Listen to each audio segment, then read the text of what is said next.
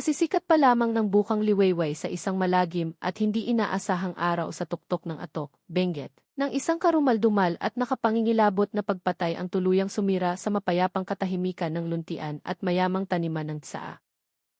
Ang naging biktima sa krimeng ito ay isang lalaking nagtataglay ng mataas, malaki at sadyang matipunong pangangatawan. Siya ay natagpuan sa isang napakalagim na tagpo na tiyak na magpapatayo ng balahibo at magdudulot ng kilabot sa sinumang makasaksi. Sino nga kaya ang walang awang salarin na nakagawa ng ganito karahas at kalupit na hakbang? Sa likod ng malamig at walang buhay na bangkay na ito, anong madilim at malalim na lihim kaya ang kasalukuyang pinagtatakpan at itinatago?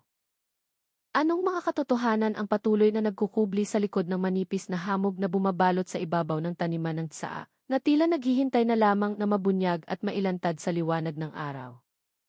Maligayang pagbabalik sa lahat ng ating mga manonood dito sa ating channel, ang natatanging lugar kung saan ang mga pinakamasalimuot at pinakamatinding kaso ay isinasalaysay at ibinabahagi sa unang pagkakataon. Sa isang tahimik na barangay sa itaas ng Atok, sa lalawigan ng Benguet, isang sikat na rehiyon na tanyag dahil sa mga malalawak na taniman nito ng tsaa sa kabundukan ng Cordillera. Ang liwanag ng araw ay dahan-dahan pa lamang sumisilip sa pagitan ng mga hamog at dahon. Nagbabadya ng isang karaniwan at normal na araw ng pagtatrabaho. Si Aling Rosa, isang kilalang masipag at dedikadong tagapitas ng tsaa, ay dahan-dahang humahakbang paakyat sa pamilyar na daanan ng hasyenda sampagitan na kabisado na niya. Mula sa hindi kalayuan, napansin niya ang isang malaking bulto ng tao na nakahandusay at nakaharang mismo sa makipot na daanan. Napatikim siya ng dila at kasunod nito ay napabuntong hininga ng malalim na may kasamang matinding inis. Lasing at nakatulog na naman, pabulong na wika niya sa kanyang sarili. Ang nakahandusay na bultong iyon ay sadyang kilalang kilala niya. Walang iba kundi ang kanyang sariling amo, ang nagmamay-ari ng taniman na si Hernando Gutierrez.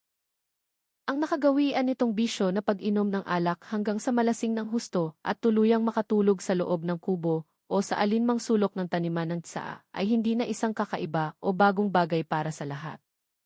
Sir Hernando, gumising na po kayo dyan, umuwi na kayo sa bahay at baka kayo ay pasukin ng lamig at hamugin pa, malakas na tawag niya habang unti-unting humahakbang papalapit.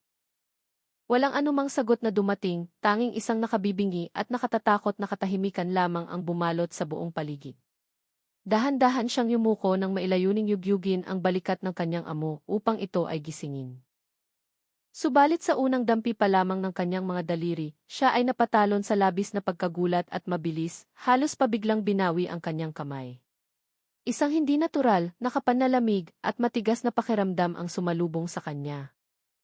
Ito ay ang tiyak na lamig ng isang patay na bangkay, at hindi ang normal na init ng isang taong buhay. Agad na sinakmal ng matinding takot ang kanyang buong pagkatao. Nagsimulang manginig ang buong katawan ni Aling Rosa nang pilitin niyang tingnan ito ng mas malapitan. Ang mga mata ni Hernando ay dilat na dilat, walang emosyon, at blangkong nakatitig ng diretso sa itaas ng kalangitan. At pagkatapos ay bumungad at tuluyang nagpakita sa harap ng kanyang sariling mga mata ang isang lalong mas nakakikilabot at kasuklam-suklam na tanawin. Isang napakalalim na marka ng pagkakasakal, na kulay violet na nangingitim-ngitim na, ang nakabakat sa mismong liig ng biktima. Ang sumunod na sigaw na kumawala sa kanyang lalamunan ay hindi na isang simpleng pagtawag, kundi isang nakapaninindig balahibo at nakapanlulumong tili ng matinding takot at panginginig. Ang kanyang tili ay umalingaw at nag-echo sa buong lawak ng taniman ng tsaa, tuluyang binabasag ang mapayapang katahimikan ng hamog sa umagang iyon. Sa loob lamang ng napakaikling oras na ilang minuto, ang hasyenda Sampaguita na dati-rati ay napakapayapa at napakaganda ay tuluyan ng nabalot at nilukuban ng isang napakatensyonado, mabigat at nakasasakal na atmosfera. Ang pangkat ng kapulisan mula sa Philippine National Police, VE, Cordillera Regional Office, ay mabilis na nagkabit at naglatag ng mga police line upang isara ang lugar. Bawat mukha ng mga nakatalagang investigador ay tila tumigas at naging seryoso sa harap ng malagim at nakapanlulumong eksenang iyon. Ang malamig na aura ng kamatayan ay malinaw na nagmumula sa matipunong katawan na sa mga oras na iyon ay tadtad at puno na ng iba't ibang mga sugat, pasa, at malalalim na galos. Mga tiyak na senyales ng isang matindi at marahas na pakikipagbuno sa pagitan ng buhay at kamatayan. Sa mas masusi at detalyadong pag-obserba, napagtanto at napagpasyahan ng mga batikat may karanasang investigador na, base sa magulo at sira-sirang kalagayan ng lupa at mga damo sa paligid. Ang lugar na ito ay isa lamang peke o sadyang inayos na lugar ng krimen, crime scene. Ang totoong salarin ay malinaw na nagsagawa ng krimen at pumatay sa ibang lugar, bago dinala at inilipat ang bangkay dito sa kalagitnaan ng kadiliman ng gabi. Ito ay isang napakabrutal at malupit na hakbang na maingat at detalyadong pinagplanuhan. Sa paanan ng burol, ang kumpol ng mga taong usisero at mausisa ay lalo pang dumami at kumapal. Ang kanilang mga pabulong na usap-usapan ay parang ugong ng mga bubuyog na nasiraan ng sariling pugad. Iba't ibang uri ng ligaw at walang basehang espekulasyon ang nagsilabasan sa mga bibig ng bawat isa. Ang isang teorya ay mas nagiging kakaiba at malayo kaysa sa nauna. May mga nagkakalat ng tsismis na labis na nalugi ang negosyo ni Hernando at nabaon siya ng malalim sa utang mula sa mga loan shark, dahilan upang siya ay tuluyang patahimikin at tapusin ang buhay.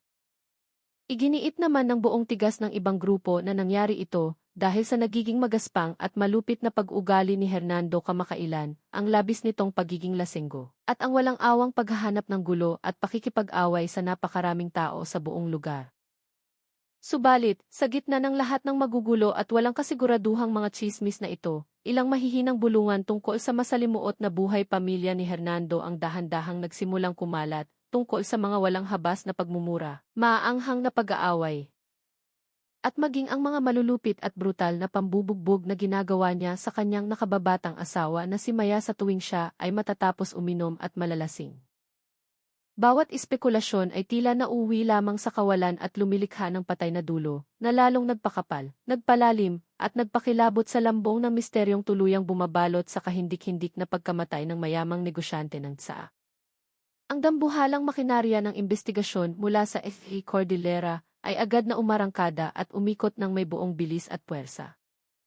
Ang walang buhay na katawan ni Hernando Gutierrez ay mabilis na dinala at inilipat sa Baguio General Hospital and Medical Center, at ang detalyadong resulta ng masusing autopsy ay lalong nagkumpirma at nagpatibay sa karahasan at kawalang awa ng mismong pumatay. Ang biktima ay nasawi dahil sa mechanical asphyxia o kawalan ng hininga dulot ng matinding pananakal, at sa buong katawan nito ay natagpuan ang napakaraming bakas ng isang matindi at desperadong pakikipaglaban. Ang mga detective ay labis na abala at nagkakagulo sa masusing pagsusuri ng mga kopya ng security camera (OTV) sa kahabaan ng mga kalsada, maingat na muling binubuo ang naging schedule ng biktima bago ito namatay. At sunod-sunod na pinatawag ang isang serye ng mga tao na mariing pinaghihinalaang may matinding kinalaman sa mga utang at transaksyon sa negosyo ni Hernando. Ang lahat ng hakbang na ito ay maayos na umusad at sumunod sa mga standard na pamamaraan at protokol upang malutas ang isang napakalaki, tensyonado, at maselang kaso ng pagpatay. Ngunit, sa mismong kalagitnaan ng investigasyon na kasalukuyang umiinit at nagiging masalimuot, isang napakabigla at hindi inaasahang pangyayari ang tuluyang gumimbal at nagpagulat sa lahat ng mga investigador. Ang pangunahing pinto ng istasyon ng pulisya ng Atok ay bigla na lamang bumukas. Si Maya, ang biyuda ng biktima, ay pumasok sa loob. Taliwas at ibang-iba sa inaasahang imahe ng isang nagluluksa, umiiyak, at nangangailangan ng karamay na biktima, si Maya ay lumitaw na may panlabas na anyong tila tuliro at nawawala sa sarili. Ang kanyang mga mata ay blanko at walang buhay, ngunit sa kabila nito ay nagpapakita at nagpapahiwatig ng isang napakakaiba at malalim na determinasyon. Dire-diretso ang kanyang mga naging hakbang patungo sa ibabaw ng mesa ng opisyal na nakaduty. Ang kanyang mga tuyot at bitak-bitak na labi ay dahan-dahang gumalaw upang bumulong ng mga mabibigat na salita. Ang kanyang boses ay napakahina, ngunit ito ay sapat na upang tuluyang magyelo at mapatigil ang hangin sa buong silid na iyon. Mga sir, hindi niyo na po kailangang mag-imbestiga pa ng malalim. Ako po mismo ang taong pumatay sa aking sariling asawa.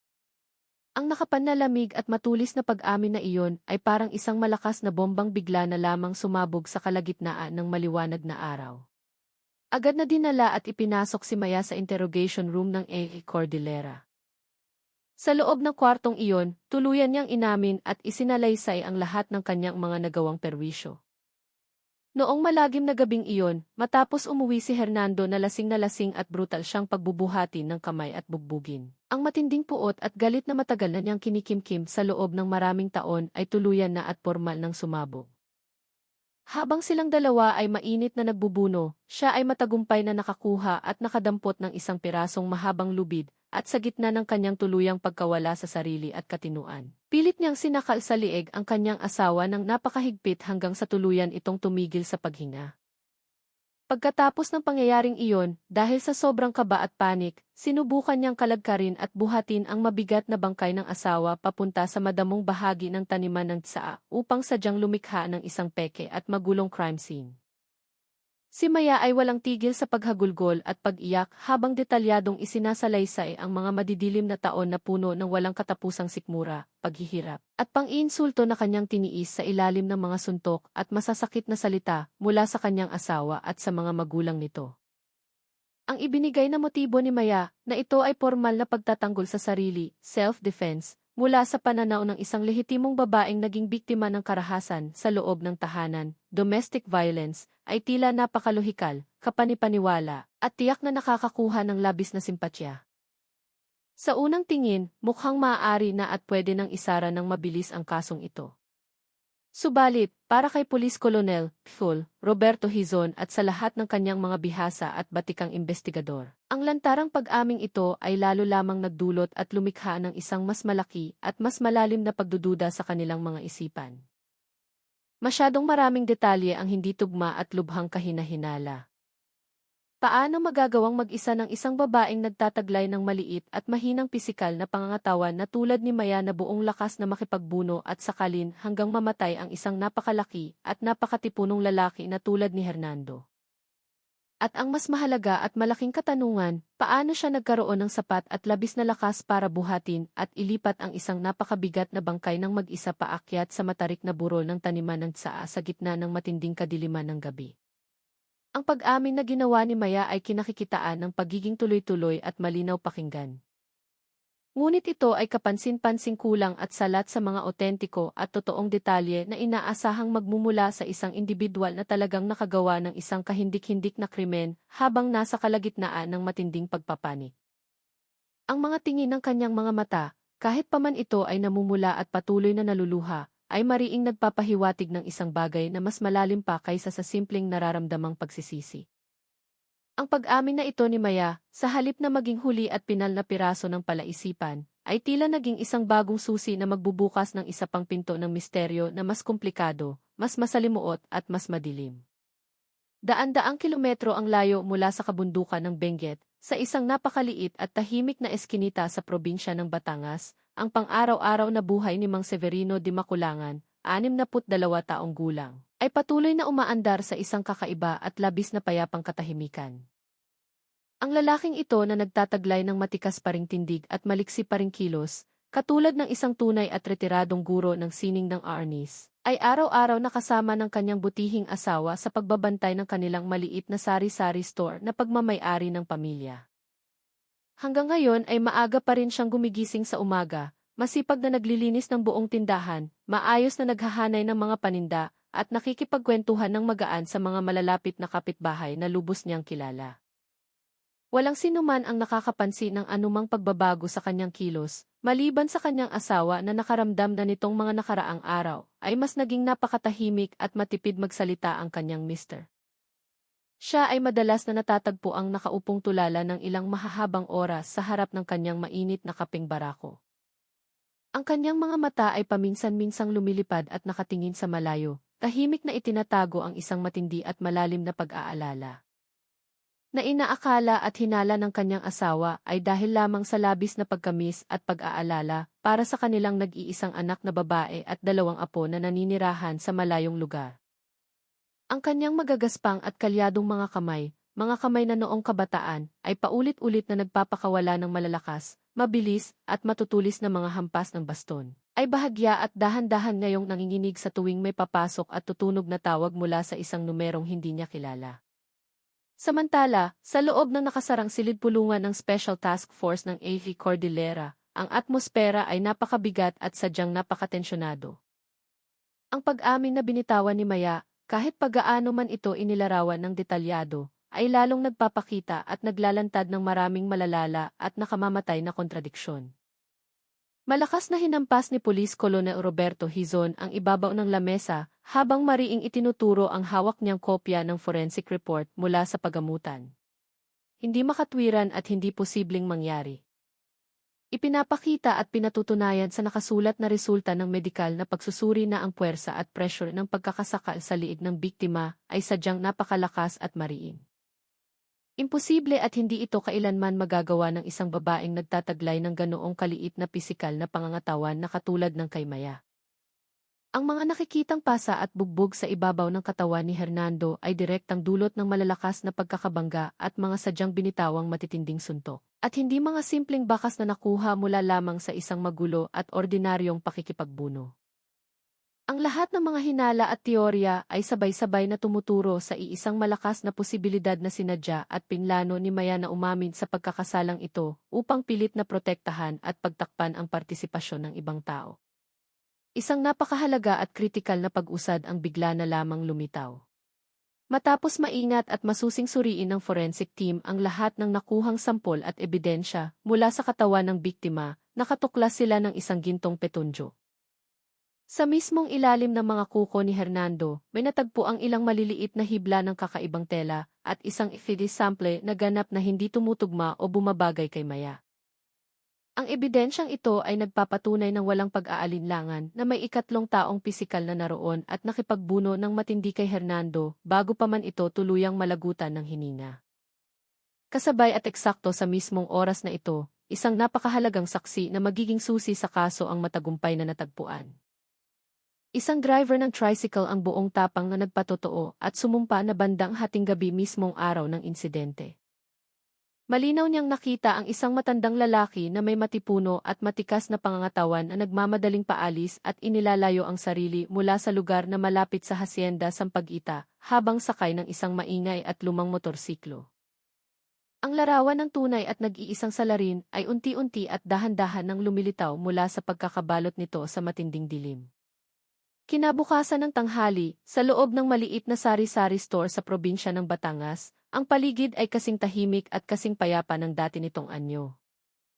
Abalang-abala at nakatutok si Mang Severino sa maingat na pag-aayos at pagkakasalansa ng ilang kahon ng instant noodles ng isang pamilyar at kilalang customer ang nagmamadaling tumakbo papasok. Ang mukha nito ay namumutla at tila naubusan ng dugo habang nakataas at iwinawasiwas ang isang smartphone sa hangin. Mang Severino! Mang Severino!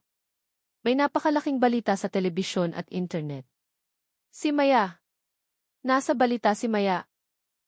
Gulat na gulat at labis na nabigla ang matanda, mabilis niyang pinunasan at ipinahid ang kanyang mga kamay sa kanyang sariling damit at saka mabilis na inagaw at kinuha ang cellphone mula sa kamay ng lalaki. Sa ibabaw ng kumikislap na screen ay makikita at mababasa ang isang artikulo mula sa isang kilalang lokal na balitaan na nagtataglay ng isang kapanapanabik at sensasyonal na headline, Kagimbal-gimbal sa Benguet. Nakababatang asawa pinatay ang mister na negosyante, pinaghihinalaang dahil sa selos. Kalakip at kasama sa artikulong iyon ang isang malinaw na litrato ng kanyang sariling anak, na bagamat nakablur ang mukha, ay kitang-kitang iginigya at pinapasok ng mga armadong pulis. Tila gumuho at nawasak ang buong mundo sa ilalim ng paanan ng matandang guro ng arnis. Nagsimulang manginig ng matindi ang kanyang magkabilang kamay, hindi dahil sa pamamayani ng takot, kundi dahil sa matinding puot, galit, at sa isang nakasusugat na habag at pagmamahal na dumudurog sa kanyang puso para sa kanyang nag-iisang anak. Alam na alam niya sa kaibuturan ng kanyang pagkatao na ang kanyang kaawa-awa at walang kamalay-malay na anak ay kasalukuyang sinusubukang akuin at tanggapin ang isang malaking kasalanang hindi kailanman sa kanya. Walang binibitawang ni isang salitang paliwanag o pamamaalam sa kanyang labis na naguguluhan at nakatinging asawa. Tahimik at mabilis na kumuha si Mang Severino ng isang malaking bugkos ng pera mula sa loob ng kaha. Mabilis na dinampot ang nakasabit na susi. At nagmamadaling lumabas upang paandarin at buhayin ang makina ng kanyang lumang motorsiklo. Ang malakas na ugong at tunog ng makina ng motor ay bumasag sa mapayapang katahimikan ng maliit na eskinita.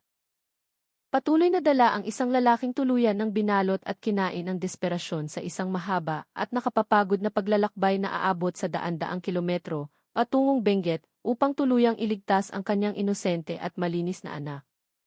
Eksaktong pagpatak ng hating gabi, muling bumukas ng malakas ang pangunahing pinto ng istasyon ng pulisya ng Atok. Isang matandang lalaking balot ng alikabok at dumi mula sa mahabang paglalakbay sa kalsada ang tumambad. Ang kanyang mukha ay halatang hapo, gusgusin, at lubos na binalot ng matinding pagod, ngunit ang lalim ng kanyang mga tingin at titig ay labis at hindi matatawarang matatag. Siya ay tuluyang humakbang papasok sa loob. Siya ay walang iba kundi si Mang Severino de Maculangan. Sa mismong harapan ng nagulat at hindi makapaniwalang duty officer, siya ay nagsalita sa isang paos, tuyo, ngunit puno ng otoridad at buong boses. Nandito ako para pormal na sumuko at isuko ang aking sarili. Ako mismo ang kaisa-isang taong pumatay kay Hernando Gutierrez. Palayain ninyo at hayaang makauwi ang anak ko, si Maya, dahil wala siyang anumang kasalanan. Agad na ipinagbigay alam at iniulat ang napakahalagang impormasyong iyon sa mismong task force ng AFP Cordillera. Dumating si Pico Roberto Hizon at ang lahat ng kanyang mga tauhan at investigador makalipas lamang ang ilang sandali. Ang direktang salaysay at pag-amin ni Mang Severino ang tuluyang sumagot at nagbigay linaw sa lahat ng mga mahihirap na palaisipan na matagal nang nagpasakit sa kanilang mga ulo. Idinetalye niya ng buong linaw ang naging pakikipagkita niya kay Hernando, kung paano hayagang tumawag ang kanyang sariling manugang ng mga tambay at goons para takutin at pagbantaan siya ng harapan. Ang naging madugong away at matinding pakikipagbuno para sa hangganan ng buhay at kamatayan sa loob ng isang pansamantalang kubo sa mismong kalagitnaan ng taniman ng tsaa. At ang pinakahuling sandali na sa kasagsagan ng kanyang hindi na makontrol na galit at puot, nakadampot siya ng isang pirasong mahabang lubid para pormal nang tapusin at putulin ang buhay ng kanyang napakalupit na manugang. Ang kanyang ibinigay na salaysay ay perpekto at eksaktong tumugma sa lahat ng lumabas na resulta ng medikal at forensic na pagsusuri sa napakalakas na puwersa ng pressure ng pagkakasakal. Sa hugis at uri ng mga pasa na malinaw na nagmula sa mga martial arts na teknik ng sining ng arnis. At ang natagpuang dayuhang ikikri sample sa ilalim ng mga kuko ni Hernando ay tuluyan at napatunayang sa kanya mismo nagmula na direktang dulot ng matinding pagkalmot ng biktima habang sinusubukang manlaban sa kanyang mga huling hininga. Nang mismong gabi ring iyon, pormal na isinilbi at ipinatupad ang warrant of arrest o sulat ng pag-aresto para kay Mang Severino de Maculangan. Ang malamig at matalim na tunog ng posas na pormal na ikinabit at isinara sa kanyang mga kamay ay naging opisyal na hudyat at pananda ng sandaling tuluyan ng pinalaya si Maya. Paglabas ni Maya at pagkakita niya sa nakatalikod na bulto ng kanyang sariling ama na kasalukuyang nakaposas, habang inilalabas at iginigya ng mga pulis, siya ay tuluyang nawala ng pag-asa. Lumabas at nabunyag na nga ang tunay na katotohanan, ngunit ang trahedya at paghihirap ng kanilang buong pamilya ay kapapasimula pa lamang. Sa loob ng interrogation room o silid pagsisiyasat ng kapulisan, ang hangin at pakiramdam sa paligid ay patuloy na napakabigat at nakasasakal. Sa mismong harapan ng pinunong si Pico Roberto Hizon, nakaupo si Mang Severino de Maculangan. Hindi na siya nagpaligoy-ligoy pa, hindi siya naghanap ng mga palusot, at hindi siya kailanman tumanggi. Mula pa lamang sa unang sandali ng pagharap, nakayuko na niyang buong pusong inako ang lahat ng bigat at responsibilidad ng krimen. Kasalanan ko ang lahat ng ito. Ako ang kaisa-isang pumatay sa kanya. Pakiusap, nagmamakaawa ako, huwag niyo nang pahirapan pa at idamay ang anak ko. Sobra-sobra na ang naging pagdurusa at paghihirap na dinanas niya. Sinimulan niya ang kanyang mahabang salaysay hindi sa kronolohikal na pagkakasunod-sunod ng gabi ng mismong pagpatay, kundi sa isang malayong kwento mula sa nakaraan. Si Hernando, noong mga panahong iyon ay hindi naman siya ganyan dati, mahina at malungkot na kwento ng matanda. Siya ay isang napakagalang at napakasipag na binata noong nagsisimula pa lamang siyang magtayo at bumuo ng negosyo doon sa Batangas. Gustong-gusto ko siya bilang tao. Nang makita ko ang napakaganda at malinis na background ng kanyang pamilya na nagtataglay pa ng mga manang taniman ng tsaa. Buong-buo kong inisip at pinaniwalaan na magiging isang napakatibay at matatag siyang sandalan para sa aking nag-iisang anak. Ngunit pagkatapos ng mga salitang iyon ay biglang humina ang boses niya, ngayon ay napuno na ng labis na kapaitan at pagsisisi. Iyon ay tumagal lamang noong unang ilang taon nilang magkasama. Nang magsimulang maging mahirap ang sitwasyon ng kanyang negosyo. Nagbago siya ng tuluyan at walang naiwan sa dating siya. Sinisi niya ng sinisi ang tadhana at pagkatapos ay tuluyang ibinaling at sinisi ang kanyang sariling asawa.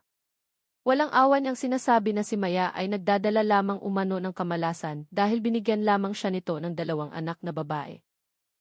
Kaya patuloy na minalas ang takbo ng negosyo. Siya ay tuluyang nagbago at naging isang demonyo. Detalyadong isinalaysay niya ang lahat ng mga tawag sa telepono ng kanyang kaawa-awang anak na palaging puno ng paghikbi at luha dahil sa walang awang pambubugbog at nakabababang pang-insulto mula sa buong pamilya ng asawa nito.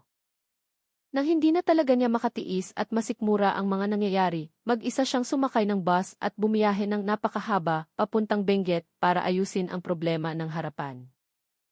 Kinausap ko siya ng maayos, kalmado, at bilang isang tunay na ama na nagmamalasakit. Ngunit hindi lang sa wala siyang ipinakitang kahit katiting na pagsisisi, kundi naging ubod pa siya ng yabang at hayagan niya akong hinamon. Tinawag pa niya ang kanyang mga barkadang siga at goons. Mababang panggigigil at paggangalit ng mga ngipin ni Mang Severino. Dahil may kaunting nalalaman pa rin ako sa martial arts at sining ng pagtatanggol. Nagawa kong ipagtanggol ang sarili ko mula sa kanila. Ngunit ang kanyang pamamaraan at paggamit ng mga goons para takutin at pagbantaan ang sarili niyang biyenan ang tuluyan at pinal na sumira sa lahat ng pader ng aking pasensya. Nang mismong gabing iyon, hindi talaga siya makatulog sa kama, kaya tuluyan siyang nagpasya na hanapin si Hernando para sa pinakahuling pagkakataon. Nakita ko siyang tulog na parang isang malamig na patay sa loob ng kubo. Ginising ko siya mula sa pagkakatulog. Agad-agad at walang habas niya akong inatake. Sa ilalim ng madilim at malabong ilaw ng paligid. Nangyari na nga ang pakikipaglaban at pagbubuno para mabuhay. Siya ay kasing lakas at kasing tigas ng isang kalabaw. Nagawa niya akong dagan at ipitin sa lupa. Ang kanyang malalaking mga kamay ay buong lakas na sumakal sa lig ko. Nang halos maubusan na ako ng lahat ng aking hininga at dumilim na ang paningin ko. Kinapaka ng aking mga kamay ang buong paligid at doon ay nakakita ako at nakahawak ng isang lubid. Sa gitna ng matinding panik, kaba, at umaapaw na galit, ibinuhos ko ang buong lakas na natitira sa katawan ko, ipinulupot ko ang lubid sa kanyang liig. At hinila ito ng hinila hanggang sa tuluyan na siyang hindi gumalaw at malagutan ng hininga. Sa kalagitnaan ng madilim at malamig na gabi, binuhat at pinasa ng matandang guro ng arnis ang walang buhay na bangkay ng kanyang manugang, naglalakad ng pasuray-suray at hirap na hirap paakyat sa ibabaw ng matarik na buro ng taniman ng tsaa. Maingat na inilagay at iniwan ito roon. At saka umuwi pabalik sa kanyang probinsya na may naiwang pakiramdam ng labis na kawalan at kahungkagan sa kanyang dibdib. Ang kanyang isinalaysay ay nagtapos at humantong sa isang napakabigat at nakabibinging katahimikan sa loob ng silid. Iyon ay hindi lamang simpleng pag-amin ng isang kriminal o taong pumatay, kundi isang purong pagbubuhos ng damdaming puno ng sakit at luha ng isang ama na pilit na isinadlak at itinulak hanggang sa mismong sagad at dulong hangganan ng kanyang limitasyon bilang isang tao. Makalipas ang ilang buwan ng paghahanda, formal nang idinaos ng Regional Trial Court, ng Benguet ang unang pagdinig para sa kasong pagpatay na ito na tuluyang gumimbal at yumanig sa atensyon ng publiko. Sa araw ng mismong paglilitis, dumalo si Maya at ang lahat ng kanyang malalapit na pamilya. Walang tigil sa pag-agos at pagtulo ang mga luha sa kanilang mga mata. Tumayo ng matikas si Mang Severino di Makulangan sa mismong upuan ng nasasakdal. Ang kanyang buhok sa ulo ay mas dumami na ang kulay puti kumpara noon. Buong tapang niyang inamin ang lahat ng kanyang ginawa at partisipasyon nang walang binibitawang ni isang salitang reklamo o pagdadahilan. Ang iginagalang na huwes, matapos isaalang-alang ng mabuti ang buong folder ng kaso, ang mga salaysay at testimonya ng lahat ng mga saksi, at maging ng nasasakdal, ay formal na nagpahayag na ang mga aksyon at ginawa ni Mang Severino ay isang napakabigat, seryoso, at malalang krimen na pilit na kumuha at nandamay sa buhay ng ibang tao. Aya't nangangailangan ito ng isang mabigat na parusa bilang sapat na aral sa lipunan. Ngunit isinaalang-alang din at binigyan ng bigat ng korte ang mga mitigating circumstances, mga pangyayaring nakakapagpabawas ng bigat ng parusa, tulad ng kusang loob na pagsuko ng nasasakdal sa kapulisan, pagbibigay ng tapat, diretsyo, at walang pagtatakip na salaysay. At paggawa sa nasabing krimen habang nasa ilalim ng isang matindi at hindi makontrol na emosyon at provokasyon dahil sa matagal, pabalik-balik, at labag sa batas na ginagawa ng mismong biktima sa loob ng mahabang panahon. Sa huli, formal na pinatawa ng korte ng 12 taong pagkakakulong sa likod ng mga rehas ang nasasakdal na si Mang Severino de Maculangan. Nang marinig at mapakinggan ang pinal na hatol, tahimik na nakayuko itong maluwag na tinanggap ng matandang guro ng arnis. Para sa mismong sarili niya. Ang nalalabing mga taon ng kanyang buhay na igugugol sa loob ng madilim na kulungan ay marahil kailanman ay hindi magiging kasing sakit at kasing pait ng makita at masaksihan ang kanyang pinakamamahal na anak na namumuhay sa isang napakalupit na impyerno dito sa ibabaw ng lupa. Iyon na ang huli at pinal na hatol para sa lahat ng kanyang mga ginawang aksyon, ngunit sa kabilang banda, iyon din ang naging tanging kalayaan at pagtubos na maibibigay at mayaalay niya para sa kinabukasan ng kanyang anak. Ang kaso at trahedyang ito na naganap sa lupain ng Hacienda Sampaguita ay hindi lamang simpleng kwento tungkol sa naganap na krimen at ang katumbas na parusa nito. Ito ay nagsisilbing isang mahigpit, mabigat, at seryosong babala tungkol sa laganap na karahasan sa loob ng tahanan, domestic violence, tungkol sa mapanganib na kawalang pakialam at pagbubulag-bulagan ng mga tao sa paligid. At tungkol sa mga nakakikilabot at walang awang kahihinatnan, kapag ang isang ordinaryo at tahimik na tao ay pilit na itinulak at inipit hanggang sa kanyang sagad na limitasyon. Kung nagkaroon lamang sana ng maaga at mabilis na interbensyon at pagtulong, kung naipatupad at nagamit lamang sana ang ngipin ng batas sa tamang oras, bago pa man mahuli ang lahat, at kung inilagay lamang sana ang tunay na pagmamahal sa tamang lugar na nararapat paglagyan dito. Marahil ang nakakadurog puso at malagim na trahedyang ito ay kailanman ay hindi na sana nangyari pa. Pakiusap at pagmamakaawa sa lahat, magsalita at